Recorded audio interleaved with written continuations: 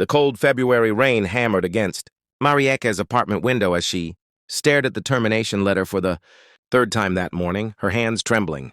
23 years. 2 decades spent in Amsterdam's busiest hospital, sacrificing weekends with her children, missing her mother's final birthday, working double shifts when colleagues called in sick. 23 years, and it took one moment of conscience to erase it all. The letter cited it plainly. Insubordination, protocol violation, unauthorized use of hospital resources. What it didn't say was that she'd chosen a man's life over her career, and she'd do it again.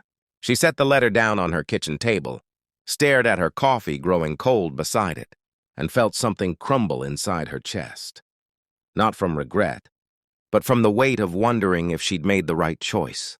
In that moment, Marieke had no idea that her sacrifice was about to rewrite both their destinies. It had started 3 weeks earlier on a Tuesday evening when she was heading home after a 14-hour shift. The man was lying in the street near Central Station, collapsed in the slush and filth, wearing clothes so threadbare they barely qualified as fabric. His name was Thomas, though she wouldn't learn that until later. What she saw first was a human being, hypothermic, half-conscious, and dying. His lips had turned blue. His breathing was shallow and irregular. Someone needed to call an ambulance. But in her experience, it would take 40 minutes. Maybe longer. He didn't have 40 minutes. Without thinking, she dragged him into the hospital's emergency entrance, invoking the full authority of her nurse's uniform and her no-nonsense demeanor. For 3 hours, she fought to warm his body temperature, monitored his vitals, and kept him stable. She didn't ask his name or where he came from. She didn't think about regulations or liability. She simply worked with the kind of focus and determination that comes from knowing someone will die if you don't. But when Dr. Hendricks discovered her with Thomas, when the hospital administrator learned that she'd brought in a homeless man without proper intake procedures, without his consent, without any documentation that could cover the hospital's liability, everything changed. The arguments came swiftly. The accusations followed. She'd endangered the hospital. She'd violated protocol. She'd overstepped her authority. By the end of the week, she was gone. Now, sitting in her kitchen with the termination letter, Marieke wondered if she'd been foolish. She was 56 years old. The job market didn't have a shortage of positions for women her age. Her pension would be minimal. Her daughter was still in university. The thought of calling her children to explain what she'd done, that she'd thrown away her career to save a stranger, seemed almost impossible to articulate. She was so lost in thought that she nearly missed the knock on her door. It was a gentle, almost tentative sound. Marieke opened it to find a young man in an expensive coat and polished shoes, a striking contrast to the gray Amsterdam afternoon behind him. For a moment, she didn't recognize him. The face was fuller, healthier, framed by neatly trimmed hair instead of matted strands. His eyes were clear and alert instead of glazed with pain. "Thomas," she whispered. He smiled, and there was something in that smile that held more warmth than any sun could provide. "Hello, Marieke." "Yes, I'm Thomas. I wasn't always sure I'd be anyone at all. But thanks to you, I got to be." She invited him inside, and he told her a story that seemed impossible. The kind of story that belongs in movies, not in the quiet lives of Amsterdam nurses. 3 weeks on the street had been preceded by 20 years of running. He'd been an American businessman, he explained, a venture capitalist, from Silicon Valley who'd built a company that eventually went public.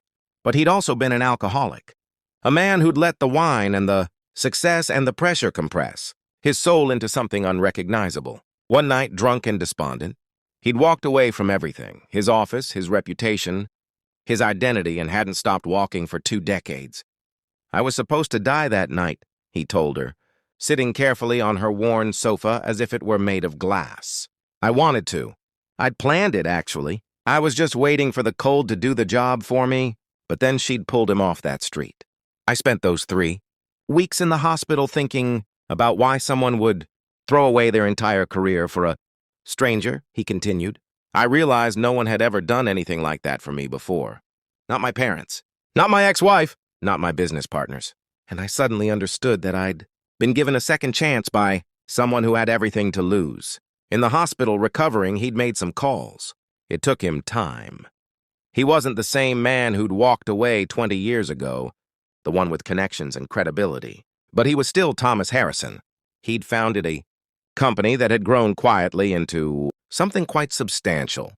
During his absence, his business partner had kept his shares, waiting for him to come back. He never thought he would.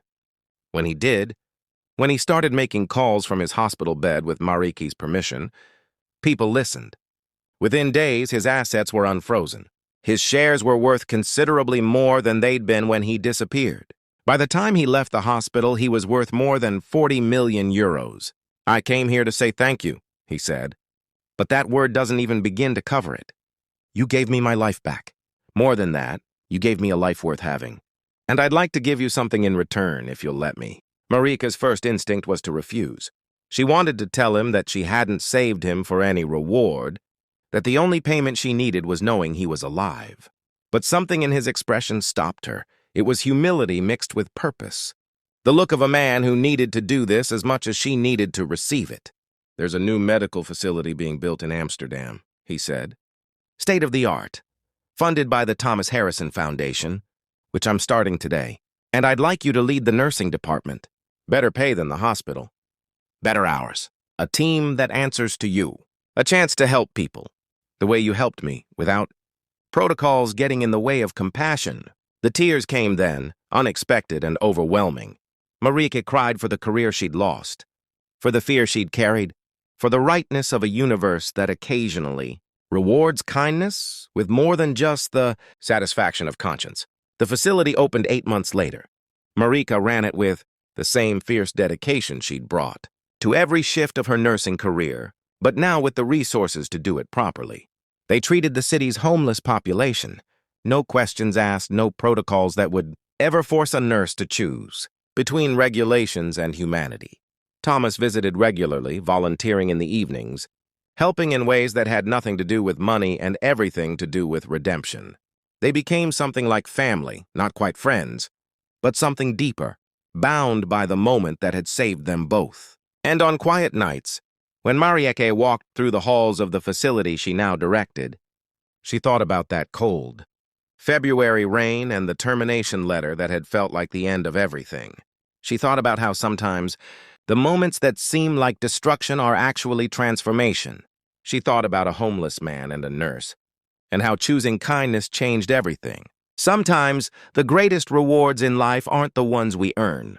They're the ones we receive, simply for being the kind of person who would sacrifice everything for a stranger. And sometimes that stranger has the power to give it all back. Not because they owe you, but because the world needs more people like you, and they want to help make that happen.